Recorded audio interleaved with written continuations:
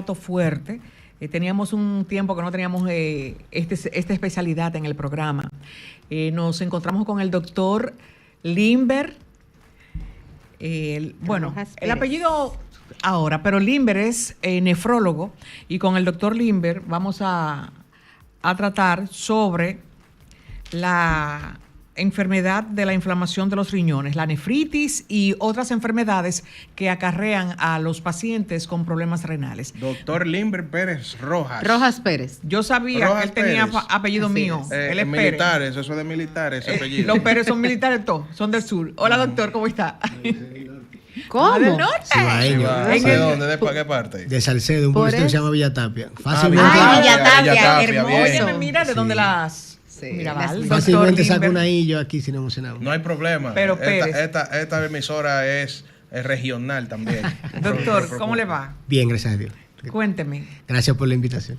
Hábleme de la nefritis y las consecuencias que acarrea para los riñones. Es un tema complejo para un sábado al mediodía. Exacto. Pero gracias a Dios es fácil de entender si nos ponemos en el contexto de que quien creó el cuerpo era muy inteligente. Entonces lo que él hizo fue que creó 2 cartuchos llenos de filtro. Los riñones no es un filtro, sino un cartucho lleno de filtro. Cada riñón tiene aproximadamente 600.000 microfiltros que se encargan de limpiar la sangre. Para que tengas una idea, toda la sangre del cuerpo pasa aproximadamente 36 veces por el riñón, con lo cual se encarga de asegurarse muy bien de que lo que sale por orina sea desecho y lo que se quede en la sangre sea lo que realmente necesitamos. Entonces, cuando empieza a aparecer sangre en orina o empieza a aparecer proteína en orina o algunas cosas que llamamos cilindros, porque las tuberías del riñón son cilíndricas y se acumulan sustancias y salen cilindros, entonces tenemos un problema en esa barrera porque ya el filtro está dejando pasar cosas que teóricamente funcionan. Doctor, en un país como el nuestro, tan tropical, ¿cuáles son las causas más comunes que provoquen una nefritis? Bueno, no implica el clima, porque muchas veces son enfermedades que te tocan. La más frecuente en el mundo es una nefropatía que se llama por IgA, que son unas proteínas que se depositan. ¿Me puedes repetir? Sí, nefropatía IgA. IgA, okay. IgA. Antes se llamaba enfermedad de Berger, porque la descubrió un francés, apellido Berger, pero el pana era medio nazi.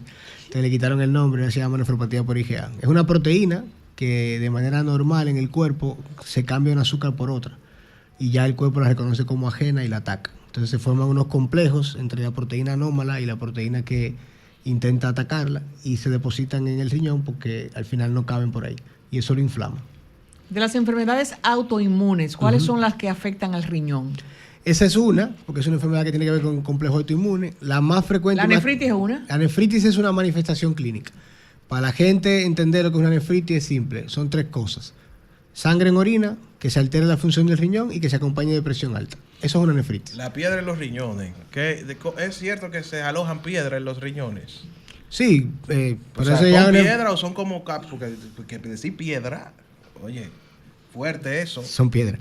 Pero son una enfermedad totalmente distinta. Esto tiene que ver más que nada que 90% son de calcio y son trastornos dietéticos o trastornos metabólicos que hacen que se formen cristales que van como solidificando. Igual mismo pasa en la geología, se van el cuerpo es capaz de uniendo y forman eso. unas piedras, exactamente. Cuando salen son litos o cálculos o piedras que son duros, pero no en las nefritis. Las nefritis son inflamaciones propias de los filtros microscópicos del riñón.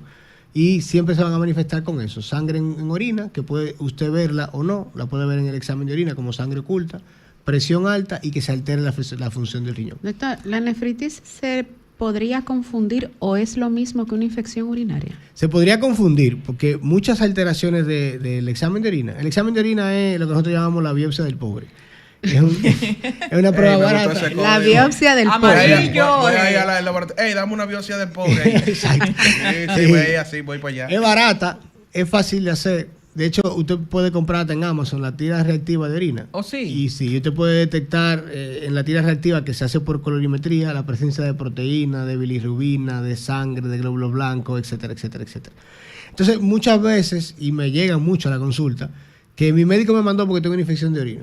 Y es porque tiene una alteración de ese sedimento urinario que no responde a una infección de orina. Y muchas veces son nefritis, enfermedades metabólicas u otras cosas. Pero, doctor, ¿cuántos tipos de nefritis existen y en qué se diferencian? Las nefritis son, como bien he intentado expresar, inflamaciones del filtro del riñón, y la manifestación clínica es esa tríada: presión alta, falla en el riñón, en la función del riñón, y aparición de sangre oculta en orina. Esa falla en el riñón puede ser leve o puede ser bastante grave, con un comportamiento rápidamente progresivo, o sea que daña la función del riñón en días o semanas completamente. ¿Y cuáles son las más comunes? Lo más común es la nefropatía por IgA, que es una enfermedad muy frecuente en caucásico. El lupus, por ejemplo, el eritematoso sistémico, que es una enfermedad sistémica autoinmune que podría provocar afectación en el riñón. Un grupo de enfermedades que se llaman vasculitis, que son enfermedades donde se afectan los vasos sanguíneos, grandes, medianos, o en el caso de nosotros, los pequeños, que son los que más afectan el riñón, entre otras enfermedades. Pero la manifestación clínica siempre es esa tríada. Todo lo demás es ensalada, ya todo lo demás es un adendum. Me preocupa, doctor, el caso de la presión arterial. Los pacientes hipertensos, independientemente de que tomen su medicación, ¿son propensos a llegar a tener una nefritis? Bueno, no. La nefritis es una manifestación clínica, la hipertensión, perdón, es una manifestación clínica de la nefritis. O sea, no porque tú seas hipertenso va a tener una nefritis. La hipertensión sí sigue siendo al día de hoy la segunda causa de entrada en diálisis en el mundo entero. Sin embargo, el riñón, aunque los cardiólogos han dado el bombo, es quien regula la presión arterial en el cuerpo. Entonces, todos mis pacientes o todos los pacientes que tienen enfermedad renal suelen ser hipertensos. Cuando el riñón se altera, la presión arterial se eleva porque ese mecanismo de regulación se daña. Entonces, el paciente que tiene una inflamación de ese filtro, que es donde se regula la presión arterial, por una cosa tan sencilla y tan compleja como dos tubitos que abren y cierran, entonces van a desarrollar hipertensión y es una manifestación clínica. Doctor, ¿existen predisposiciones genéticas que puedan provocar la nefritis? Sí, es una muy, muy buena pregunta. Y sí, ahora mismo se está estudiando mucho el campo de la genética en las enfermedades glomerulares, o sea, las enfermedades de este filtro que provocan nefritis. Y hay bastante alelos caracterizados. Al día de hoy todavía no podemos decir el que tiene este gen va a desarrollar una nefritis X o Y, pero sí se está estudiando mucho el campo de la genética porque hay alteraciones genéticas que gracias a Dios son recesivas, o sea que no se dan en todas las generaciones, que se tienen que juntar mucho alelo para que pase, o sea que tú lo puedes ver en 3, 4 hasta 6 generaciones después, pero sí. Hay una variante que se llama APOL1, que la tenemos nosotros en República Dominicana, porque somos descendientes del África subsahariana, que podría provocar enfermedades glomerulares sin necesidad de manifestarse con otro alelo, que es más frecuente. ¿Qué tanto daño le hace el riñón tener lupus? Bueno, los pacientes con lupus, la mitad de su vida lúpica, por decirlo de alguna manera, desde que se hace el diagnóstico hasta que fallecen, porque el lupus hasta el día de hoy no se cura, pueden tener nefritis lúpica. La nefritis lúpica es una manifestación grave. De hecho, si los pacientes con lupus debutan en la esfera renal, o sea, lo primero que da la cara de la enfermedad es el riñón, entonces el pronóstico es peor. Hay 6 formas en que el lupus afecta el riñón, 6 formas distintas, que son más leves o más graves. Pero eso complica mucho el pronóstico y la calidad de vida de los pacientes con lupus.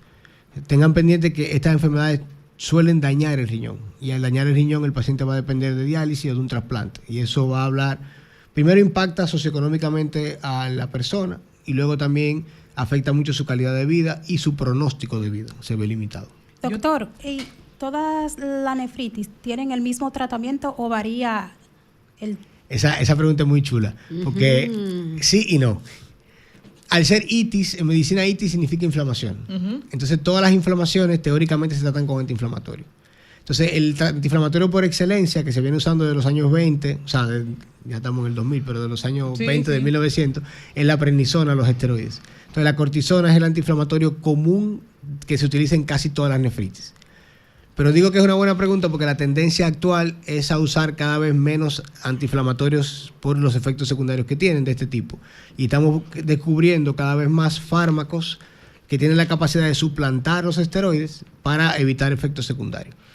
Yo tengo una... Pero a todita de entrada hay que poner esteroides. Okay. Siempre tengo una incógnita, esa pregunta de por qué tanto el nefrólogo como el cardiólogo no van de la mano, porque casi siempre los enfermos o los pacientes hipertensos al final terminan, no por coincidencia, porque ya están muy afectados sus riñones, visitando al nefrólogo. Debe haber como un protocolo donde se trabaje cardiólogo con nefrólogo. La primera persona que habló de eso fue un italiano muy famoso de Vicenza, que se llama Claudio Ronco, que habló de una condición que se llama el síndrome cardiorrenal. el riñón y el corazón son muy amigos, muy, muy, muy amigos. Con lo cual, si uno se ve afectado, el otro también se entristece. Qué bueno que usted toque ese tema. Existe la idea de que un corazón malo me puede afectar a un riñón bueno y viceversa. De hecho, mis pacientes no se mueren del riñón. Como Nadie se muere del los riñón. vehículos. Si se daña uno, tiene que cambiarlo los Efectivamente, dos. sí. ¿Es Sí, sí. Igual que la goma. Si tú tienes una goma mala o dos, ya tienes que cambiar a la 4. Tiene que Pero lo mismo ¿es pasa. verdad? No, Sí, no, bueno, eso- sí. No, Entonces, amortiguadores, doctor. en el tema del riñón y el corazón, ellos son grandes amigos. Entonces, por No ejemplo, sabía. un corazón bueno con un riñón malo se va a afectar. De hecho, mis pacientes se mueren del corazón todos. La principal muerte de enfermedad renal es mortalidad cardiovascular. Yo quiero saber, doctor, cómo uno, a ciencia cierta o al ojo por ciento, cómo uno identifica que uno tiene un tema con los riñones, qué dolorcito le da a uno, qué tipo de dolor uno puede, como, qué sé yo, activarse esa red flag para uno identificar, hay algo mal en mis riñones. Porque una vez se dice, no, me duele la espalda baja. No necesariamente me duele la espalda baja. Puede ser que los riñones te estén doliendo también y tú no te estás dando cuenta. Eso es así. Mira, para terminar lo anterior, a mí no me pasa un día sin que hable con un cardiólogo, ya sea que me llamen ellos a mí o yo lo llame a ellos, porque la interacción que hay entre el riñón y el corazón es muy, muy, muy importante. Y actualmente muchos de los medicamentos que se están utilizando para la falla cardíaca actúan en el riñón. Y nuestra interacción es mucho mejor de lo que parece. Cada vez más la conversación cardiólogo-nefrólogo y la interconsulta entre cardiólogo y nefrólogo es más frecuente, y eso hace que el manejo de los pacientes sea más integral. Los pacientes de nosotros de enfermedad renal, antes de contestar tu pregunta, Sí, adelante. tienen que tener un manejo multidisciplinario: nutrición, diabetología, cardiología, etcétera, etcétera, etcétera, porque es un paciente altamente complejo. Y el cardiólogo y el nefrólogo son los mejores amigos. Signos de alarma: los riñones no duelen, es lo primero. Porque yo tengo un dolor de espalda baja. Ojalá y dolieran. Si los riñones dolieran, mi vida fuera más fácil. No la mía, sino la del de sistema de salud. pacientes. Porque muchas veces, por ejemplo, ayer yo contaba el caso de un paciente de nosotros que se trasplantó ya hace 8 años. Cuando él llegó donde mí, hace 10 años, la primera vez a la consulta, él llegó porque iba a trabajar, creo que en Claro, o una cosa así, una empresa telefónica. Y ellos los mandan a hacer los análisis de rutina para ver si lo pueden emplear. Y el médico de familia que lo vio me llama. Mira, yo tengo un paciente aquí con 18 de creatinina. ¿Cuánto? Sí, la creatinina es la sustancia que nos da la alerta de que el riñón no está funcionando. Lo normal es 1. Lo normal es 1. Y Lo tenía normal 10. es uno y la tenían Sí, 18. o sea, tiene Eso no. 17 puntos por encima. Y el pana no se sentía nada. O sea, él fue a un chequeo de rutina para un laboratorio. Porque el riñón severamente afectado, los síntomas son muy misceláneos, son muy pocos. Cansancio, debilidad, astenia, que ganas de no hacer nada. Puede que se te hinchen los pies o puede que te levante mucho de noche a orinar. Pero los síntomas generales son muy misceláneos. Entonces, este muchacho llegó y la noticia fue impactante porque, imagínate. ¿Y qué hay que hacer cuando ya la creatina está en 18? No, ya ese paciente entró a un programa de hemodiálisis y a los 2 años consiguió un trasplante renal con donante fallecido en mi hospital, y hasta el día de hoy está trasplantado. Pero ahora lo comento porque él estaba afuera, no sé qué, en Colombia, y no, se fue para Colombia de vacaciones, y él tan bello, se le olvidaron los medicamentos. Ay, ay, ay. Y ¿Cómo va a ser? así. Entonces la transgresión medicamentosa, o sea que los medicamentos de trasplante son medicamentos inmunosupresores que sirven para engañar al sistema de defensa, para decirle, eso no es tuyo, yo sé que tú lo sabes, pero no le hagas nada. Entonces, al dejar los medicamentos, de inmediato el sistema de defensa ataca el riñón. Doctor, usted hablaba del paciente que tuvo un percance con relación a no tomarse los medicamentos porque era trasplantado. Sí, exacto. Entonces ese paciente va a tener una biopsia de riñón el lunes. La biopsia de riñón, si la orina es la biopsia del pobre, la biopsia de riñón es el método diagnóstico principal para casi todas las enfermedades que afectan los filtros microscópicos del riñón. En este caso, al ser un trasplantado, pues pasa lo mismo que pasa en otras enfermedades inmunológicas. Su sistema de defensa reconoce ese riñón que no es de él y lo empieza a atacar. El sistema de defensa tiene 2 formas básicas, voy a ponerlo versión Plaza Sésamo, en qué atacar lo ajeno. Una es con el reconocimiento de lo propio y lo ajeno, que nosotros lo tenemos basado en un código que es como tu cédula, es un código personal que todo el mundo tiene, que hereda del padre y de la madre, y eso se va mezclando según la genética va desarrollándose. Entonces nosotros tenemos ese código, y cuando reconoce que hay un número que no encaja, entonces lo ataca de inmediato. Aparece una celulita que le gusta comer cosas ajenas, pero aparecen unas proteínas que son lo que hacen que sea interesante, que crean una memoria. Por eso a usted le da varicela una vez y sarampión. Y sarampión. una vez. Sí. Porque usted crea una memoria inmunológica, es el concepto de las vacunas. Esas proteínas son muy famosas y mucha gente probablemente ha escuchado el término, se llaman anticuerpos. Exacto. Entonces los Doctor. anticuerpos reconocen ya de por sí que eso no es tuyo y lo atacan. Entonces, en este caso, cuando un paciente hace transgresión medicamentosa de los inmunosupresores, de los medicamentos que sirven para bajar la defensa, de inmediato el sistema de defensa lo reconoce ya, yo sé que eso no es mío y crea una memoria de que no es mío. Entonces, la única forma de salvarlo es retirando esos anticuerpos. Wow. Doctor, ¿y cómo afecta el embarazo a las mujeres con enfermedades renales autoinmunes? Bueno, yo no sé si lo puedo decir en vivo, pero yo en las enfermedades renales mías con nefritis, con lupus y demás, el embarazo yo lo aborrezco, porque me da miedo real, miedo visceral. Las pacientes con lupus, por ejemplo, que es una de las causas de nefritis más frecuentes en mujeres jóvenes y en edad fértil, cuando se embarazan, el embarazo es una patología sana, entre comillas. Entonces puede hacer que se active esta enfermedad y que se active de una manera muchísimo más agresiva. Entonces viene el problema de que prácticamente todos los medicamentos que podemos utilizar para frenar la actividad de la enfermedad Pero le hacen daño al feto. afectan al bebé. Entonces aquí viene la disyuntiva de que... ¿A ¿qué quién podemos salvo? hacer? Sí, el último caso que tuvimos en mi hospital, en la Plaza de la Salud, fue una paciente de Barahona. No, yo creo que de Aso. Ella siempre me dice que yo la confundo, pero uno de los dos sitios es. El tema es que ella es De lúpica. Aso, al pueblo de una Es del amiga, sur, el pueblo de una compañera. Ella siempre se ríe porque ella dice que yo la confundo, pero sí, el tema es que ella tiene un lupus, un diagnóstico de lupus muy complejo. Estaba pendiente de hacer la biopsia porque la biopsia tiene un costo y todavía no había podido conseguir el dinero y demás. Estaba pendiente de eso y quedó embarazada. Wow. Ella es banquera, entonces la banquera queda embarazada bastante rápido. Quedó embarazada en una relación casual y ese embarazo nos sacó canas. Llevamos el embarazo a término, allá anda el carajito brincando y Ay, lindísimo. Qué bueno. Yo le digo MacGyver, porque se salió de esa. Pero ella durante el embarazo hizo una crisis renal importante, necesitó terapia de diálisis posparto, hubo que hospitalizarla, tuvimos que sacrificarnos y jugándola para poner esteroides, bueno, fue complicado. Y después del embarazo fue lo peor porque se quedó dependiente de diálisis unos meses, pero logramos restablecer la función del riñón.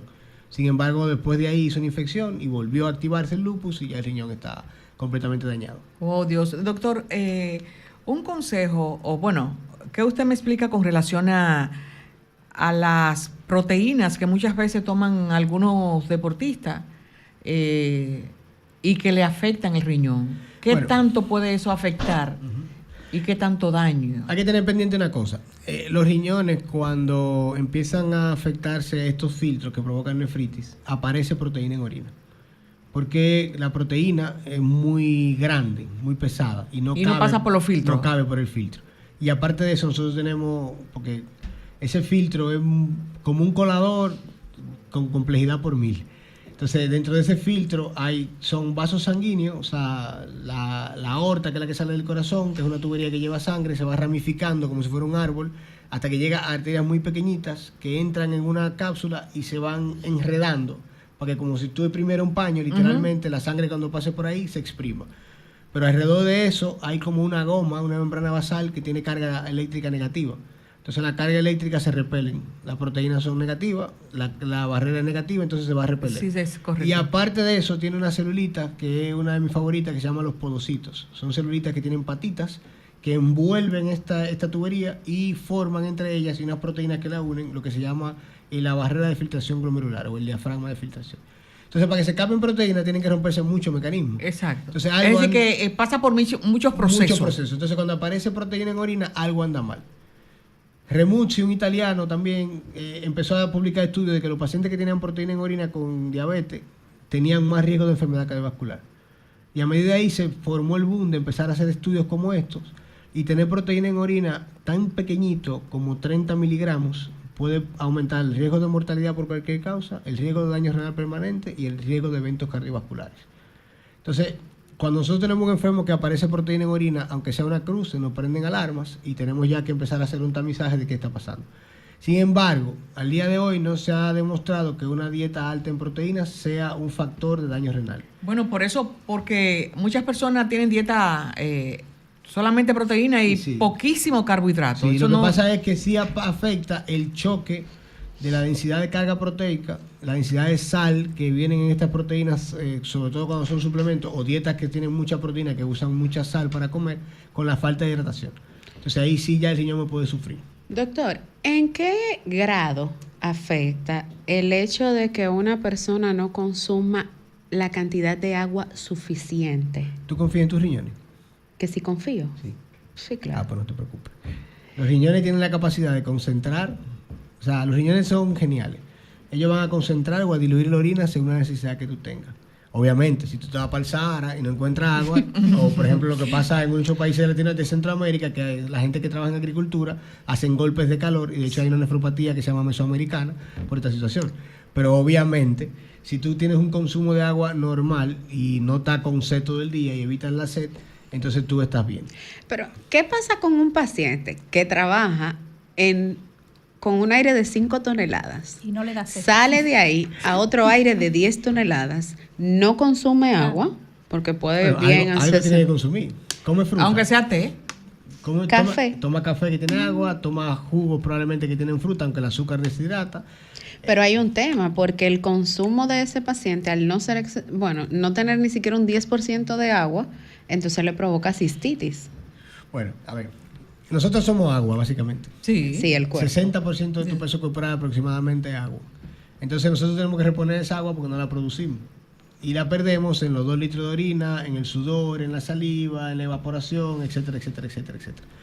La recomendación general, la población general que sana, que no sufre absolutamente de nada, es aproximadamente media onza de agua por libra. Si usted pesa 100 libras, 50 onzas. Un litro tiene 33.8 onzas. Entonces el cálculo O fácil. sea, que tendríamos que Yo tengo beber 138 libras. 2 litros de agua. Aproximadamente. En días de ejercicio de calor usted puede subir eso más. Pero su cuerpo sano, su individuo sano, y su cuerpo sano y sus riñones sanos le van a pedir el agua que usted necesite. Qué fuerte. Si su le hace cuerpo no se le que está- no te preocupes. si su Que cuerpo no esa se le está paciente, pidiendo, doctor, usted no porque necesita. es una consulta que está haciendo esa paciente, ya debería ir a su consultorio. ¿Qué seguro No, pero tiene? esa marca me pasa. Si su cuerpo no se le está pidiendo, usted no la necesita. Pero le afecta por lo menos la piel y todo eso. Hombre, sí, la deshidratación o Pues, leve hombre, moderada, tío. provoca problemas. Correcto. Problemas de salud. Doctor, mi esposo cada rato me dice, tú te vas a joder los riñones porque no tomas suficiente agua. ¿Usted cree ¿Cómo que él sabe que es suficiente? No sé, ¿por qué no me ve Muy tomando buena a diario? pregunta. ¿Tú tienes cámara en la casa? Exacto. Por ejemplo, a mí me pasa, particularmente a mí, y yo sé que hay muchos médicos que a lo mejor están oyendo esto, que en el día tú te sientas en la consulta, por ejemplo, los jueves, que yo consulto en la mañana y consulto en la tarde. Yo consulto en Plaza de la Salud en la mañana y en Corazón Unido en la tarde. Y a veces salgo de un sitio para otro. Y el agua que me puedo tomar es nada. Y el paciente cree que el médico no orina, que el médico no Exacto, se enferma, no va- que el médico no exactamente. come. Entonces tú llegas a la consulta y te pasas el día entero y a lo mejor te has tomado medio litro de agua. Y yo en la noche cuando llego a mi casa, mi esposa cree que yo soy diabético porque yo bebo agua como cosa loca. Pero es porque tengo sed y tengo el tiempo de beber. Pero no, pero debe hacer un ejercicio de tener un termo. Lo he intentado, lo que pasa es que yo todo lo que dejo lo suelto. Ay, doctor, le entiendo perfectamente. Doctor, hay una enfermedad Llevo 4 loncheras. autoinmune, que no sé cómo se llama así, si es que el que la descubrió se llamaba, ese era su apellido, Ok. síndrome de Good Posture. Sí, good pasture, la buena Good pastura. pasture. La buena pastura. Eso es una enfermedad interesante y compleja a la vez. Eso es un defecto en el sistema de defensa donde reconoce lo propio como ajeno. Precisamente, ¿te acuerdas de la membrana que hablábamos ahorita que tiene carga negativa? Esa membrana basal la reconoce como ajena, como que no Ok. es tuya. Entonces crea unos anticuerpos antimembrana basal. Tenemos un Entonces, contacto. Buenas tardes, ¿quién nos habla y desde dónde? Sí, buenas. Hola, buenas tardes. Adelante con su inquietud para el doctor. Sí, yo tengo una pregunta. Si puede hablar un poquito más alto, por favor. Sí, las personas que han tenido arenilla en los riñones. Un ejemplo, yo tuve arenilla ya hace muchos años. Me dio un dolor muy fuerte. Y cuando me hicieron la radiografía y sonografía, me dijeron que se está formando una arenilla. Me aplicaron una pastillita pequeñita por un mes. Cuando volví me repitieron los estudios y ya la había botado. Entonces, otra cosa. Entonces se cae el mito que la gente dice de que tienes que tomar 8 vasos de agua obligatoriamente cada día. Porque a mí me pasa que a mí no me gusta tomar agua, pero yo tomo jugo y cosas así. Entonces me dicen, no, este tiene que ser agua, no importa que se haya tomado 3 vasos de jugo, tienes que hacer agua para hidratar los riñones. Entonces, Recuerde, quiero que me aclaren. recuerde que yo insistí en una persona completamente sana. Si usted tiene arenilla o cálculo en el riñón, ya su situación de sana, su estatus de sano acaba de cambiar. Claro. La arenilla es un término popular. Esos son sedimentos. Son piedrecitas pequeñas. Son pequeñas. Son los que famosos miden menos de un cristalitos que centímetro. están iniciando. Sí, no, cuando se forman ya los cristales, tú puedes ver, si tú lo ves en sonografía o en tomografía, entonces cuando son muy pequeñitos, el sonografista o el radiólogo le dice el término popular, tienes arenilla. Arenilla. Ok. Son cristales al Sí, final, porque cristales. si tú vas juntando esa arena forma una piedra. Pero ya su estatus cambió de sano a enfermo. Entonces la recomendación general en los pacientes con cálculos renales o con riesgo de litiasis o con historia de enfermedad de litiasis es que beban mucha agua por algo muy simple. El agua arrastra. Sí. Entonces, si usted bebe mucha agua, va a orinar más de lo que necesita y esa orina crea una presión que arrastra la sustancia que te la puede llevar por orina. Lo que Doctor. significa que el jugo lo que le va a agregar más arenilla Los jugos por tienen el mucho azúcar. azúcar, entonces el jugo deshidrata como tal. El jugo es la peor forma de consumir la fruta porque te aporta mucho azúcar. Entonces lo preferible es beber mucho líquido. Y en las personas que tienen riesgo o tienen enfermedades con cálculo, como el 90% o más son por oxalato de calcio, lo que se recomienda es consumir alimentos o evitar alimentos, que sean ricos en oxalato.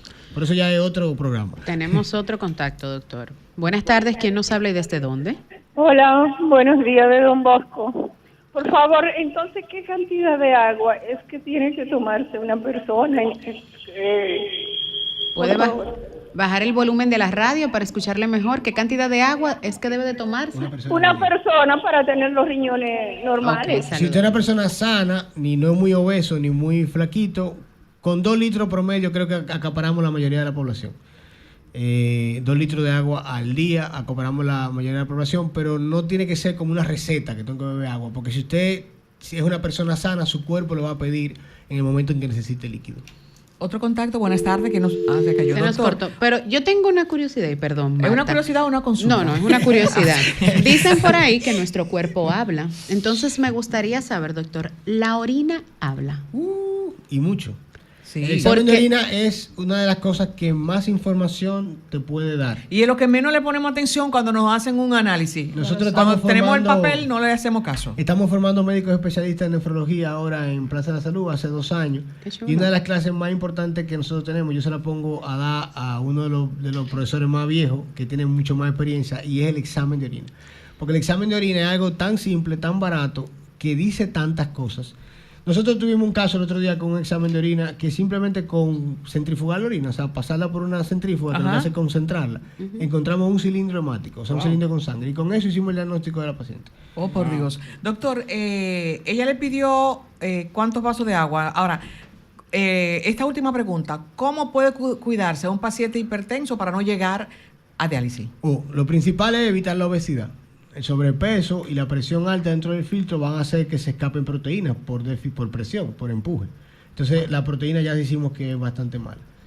Evitar el consumo excesivo de sal y tener un muy buen control de la presión arterial durante muchos años. No una semana, ni que yo me bebí la pastilla hoy, no. Todos los días, con un seguimiento estrecho con su médico. Una de disciplina. cabecera. Finalmente, doctor, ¿dónde podemos contactarlo y sus redes sociales, que ya nos están haciendo señas? Está bien, yo estoy en el 809-412-0990, en Corazones Unidos todas las tardes y también laboro en Plaza de la Salud.